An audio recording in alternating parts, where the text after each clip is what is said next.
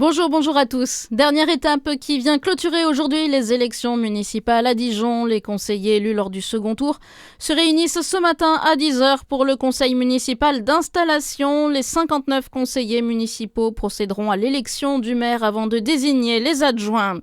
Ludovic Fagot a lui enfilé l'échape de maire de Besançon. Le LR, premier maire de droite depuis 1953, investi hier à l'issue d'un premier conseil municipal. Conseil très houleux, la gauche a quitté l'Assemblée. Il a rappelé quelques-unes de ses priorités.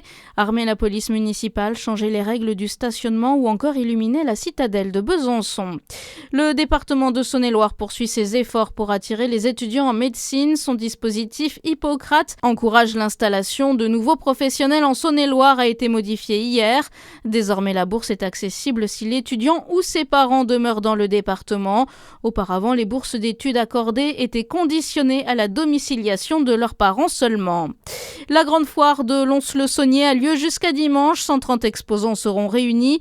La ville y présentera Archistoire, une application à télécharger sur son smartphone qui permet de découvrir l'histoire, l'architecture et le patrimoine à travers des parcours géolocalisés enrichis de témoignages, d'archives, d'anecdotes ou encore de contenus augmentés.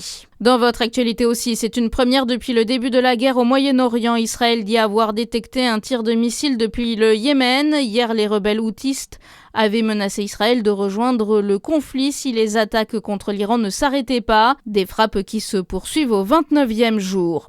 Attention, cette nuit, on change d'heure. Retour à l'heure d'été. À 2h, il sera 3h. Vous dormirez 1 heure de moins. Une page qui se tourne aussi. Le Jurassien Laurent Muller-Thaler a annoncé la fin de sa carrière lors des championnats de France de combiné nordique après Manon hier.